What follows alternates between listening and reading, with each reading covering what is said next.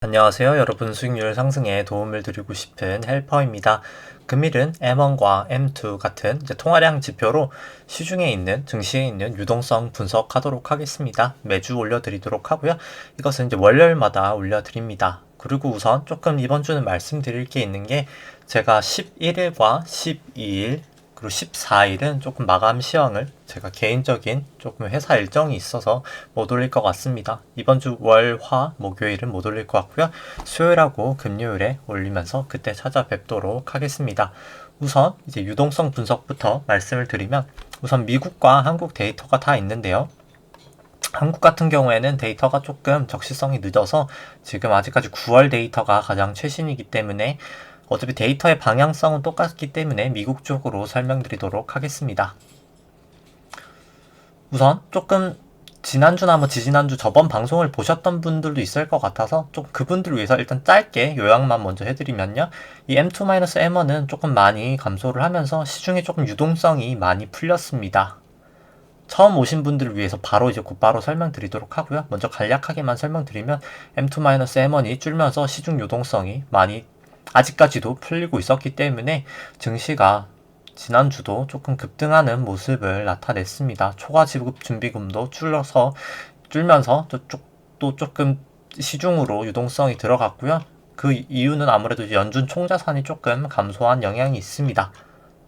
일단 간단하게 이번 주 업데이트된 내용은 말씀드린 것 같고요. 다시 어떻게 유동성을 좀 전체적으로 현재 시장 유동성이 어떤지 조금 처음 보시는 분들도 조금 이해하실 수 있게 설명드리도록 하겠습니다.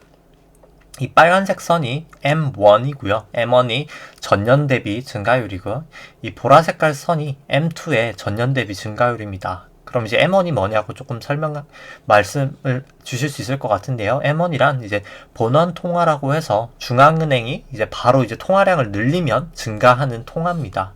보통 M2 통화량보다 절대적인 증감률 자체가 높고요.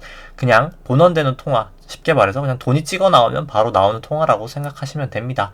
그 다음에는 M2 같은 경우에는 시중에 진짜 풀린 유동성이라고 어떻게 보면 좀 생각하시면 되고요. 광의의 통화라고 하는데 용어가 중요한 것은 아니기 때문에 일단 이 중앙은행에서 M1이 먼저 증가한 다음에 더 급격하게 증가한 다음에 보통 M2가 그 다음에 조금 시차를 두고 그 다음에 조금 더 많이 증가를 한다라고 생각하시면 될 것 같습니다. 그 M2-M1 증가율을 이렇게 차감한 값이 연두 색깔이고요. 요것은 제가 이 M1 나누기 M2를 말씀드리고 나서 조금 설명드리겠습니다. M2-M1이 증가율이 조금 중요하고요. 그 다음 M1 나누기 M2부터 말씀드리면 이건 오히려 조금 이해하시기가 더 직관적으로 쉬운 사실 수치입니다. 이 M1 나누기 M2만 이 오른쪽 축을 봐주시면 되고요. M1이나 M2 증가율, 그리고 M2-M1 증가율은 이 좌측 값들을 봐주시면 되겠습니다. 유동성이 미국 같은 경우에 가장 없었을 때가 언제였을까요? 보통 유동성이 고갈되었을 때가 금융위기가 나타나게 되는데요. 미국은 2008년도라고 아마 다들 생각하실 것 같습니다. 그렇기 때문에 이 M1 나누기 M2 값도 데이터가 나온 시결부터는 2008년도가 가장 낮았고요. 그래서 낮을 때가 유동성이 없을 때, 높을 때가 이렇게 유동성이 많을 때라고 생각하시면 됩니다. 현재 같은 경우에는 상당히 M2 대비해서 M1이 많다고 볼 수 있고요. 따라서 시중에 풀린 돈보다는 그냥 돈이 찍힌 돈인 본원 통화인 M1이 더 많다라고 생각하시면 됩니다. 향후에는 시중으로 다 흘러갈 돈이 지금 엄청 많다라고 생각하시면 되고요. 한국 같은 경우에는 아마도 가장 큰 위기가 2008년보다는 1998년 외환위기 때였겠죠. 그렇기 때문에 M1 나누기 M2가 이 부분에서 가장 낮은 모습을 나타냈습니다. 2008 금융위기 때도 IMF 때만큼은 아니었지만 상당히 낮은 수준이었고요. 현재 같은 경우에는 과거 대비해서는 1990년도 이후부터 해서는 거의 한 최고치까지 상승한 수준이기 때문에 유동성이 많은 단계라고 볼 수 있습니다.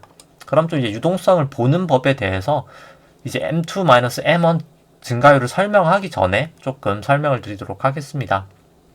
시중에 유동성이 풀리는 단계는 한 두 단계로, 크게는 두 단계로 나눌 수 있는데요. 이렇게 예를 들어서 미국으로 설명드리면 2008년도 금융위기가 터지면서 유동성이 부족했기 때문에 금융위기가 터졌습니다.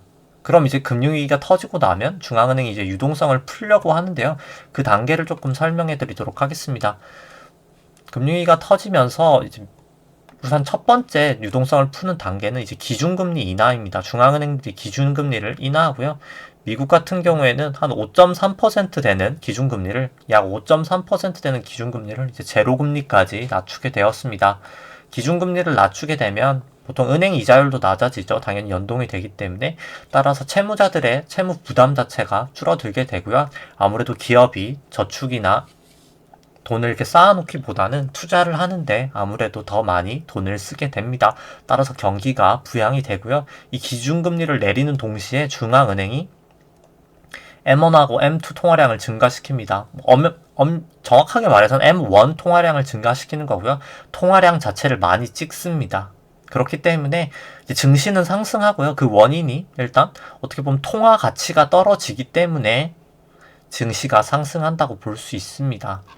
그렇기 때문에 이렇게 증시가 통화가치 이렇게 늘릴 때 결국에 이렇게 통화가치 잠깐은 하락을 하였지만 결국 이렇게 올라가게 되었고요.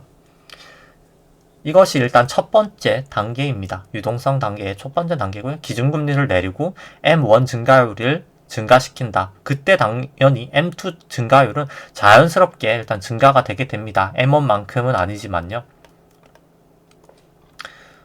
그렇게 됐을 때 보시면은 이 M2-M1 증가율이 조금 이렇게 하락을 하게 되는데요. 그 이유가 아무래도 M1 증가율이 더 빨리 증가합니다. 초창기에는 그냥 시중에 그러니까 우리가 만질 수 있는 돈으로 바로 증가되기보다는 그냥 통화 자체가 일단 처음에 M1 증가율이 더 가파르게 증가하기 때문에 M2-M1은 이제 마이너스로 보통 나타나게 됩니다. 왜냐면 M1 증가율이 또 높기 때문에 그런 현상이 나타나고요. 이렇게 마이너스로 나타났다가 여기까지가 이제 첫 번째 단계인데요. 그 다음에 보통 이 단계에서 근데 일단 유동성이 이렇게 만약에 많이 풀린 단계에서 그 다음에 더 이상 유동성이 안 풀릴 것 같다고 시장이 판단을 하면 보통 같은 경우에 이렇게 단기적인 조금 급락은 나타납니다. 뭐 보통 이거 같은 경우에는 차트가 워낙 긴 시계열이기 때문에 많이 나타나진 않지만 좀 하락폭이 커 보이진 않지만 한 10%, 20% 수준의 하락은 보통 나타나고요. 이렇게 완만할 때가 일단 1차적인 위기이긴 합니다. 그때 이렇게 국고채 10년 금리도 이거 같은 경우 연두 색깔이 미국채 10년 금리인데요. 이렇게 바닥을 찍었을 때 이제 그 전에 바로 이제 이 미국채 10년 금리가 상당히 높으면서 조금 증시에 압박을 주었다가 이제 긴축 때문에 긴축을 할 거라는 어떻게 보면 기대 심리 때문에 이렇게 국고채 10년 금리가 먼저 올라가고요. 이제 증시가 또 이제 하락을 하기 때문에 안전자산 선호 심리로 또 잠깐 또 이렇게 금리가 빠지게 됩니다. 따라서 이제 단기적인 증시 조정이 나타나기 위해서는 일단 먼저 금리가 이렇게 올라간다. 그 다음에 M2-M1이 완만해진다가 어떻게 보면 두 번째 단계라고 볼 수 있고요. 약간 이제 단기적인 위기라고 생각을 하시면 됩니다. 지금 현재가 한 그 정도 상황에 와 있다고 개인적으로 판단을 하고요.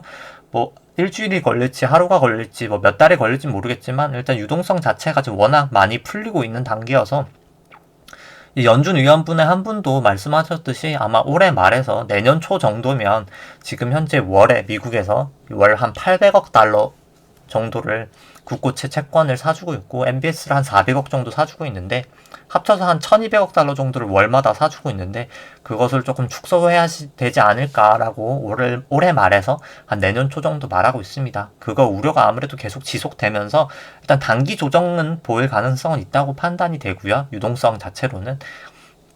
다만 아직까지는 이게 업데이트를 한 것도 그렇고 지금 데이터를 이제 저번 주 거를 업데이트를 했을 때도 아직까지는 유동성이 일단 계속 공급이 되고 있습니다. 따라서 뭐 지금 당장 주식을 매도해야 된다, 유동성으로 매도를 해야 될 필요성은 전혀 없고요. 이 유동성이 확실히 축소되는 걸 보고 나서 그때 조금 매도를 해도 충분히 늦지 않을까 판단이 됩니다. 지금은 그냥 약간 주의를 하는 단계라고 생각하시면 될 것 같고요. 현재 같은 경우는 일단 유동성이 많이 시중보다는 아무래도 그냥 통장에 많이 있는 단계라고 생각하시면 됩니다. 그 다음 같은 경우에는 이렇게 단기적인 조정을 보인 다음에 이 M2-M1 증가율이 이렇게 다시 상승을 합니다. 이 같은 경우에도 다시 상승을 하고요. 이 경우에 이제 증시가 마지막까지 더 급등을 하게 됩니다. 왜냐면은 이제 통장에 있던 돈이 실물로 흘러가면서 이제 기업 실적도 개선이 되고요. 실제로 이제 인플레이션이 발생하면서 금리가 이렇게 또 다시 올라가기 때문입니다. 그때가 이제 사실 증시 상승률이 보통 더 높고요.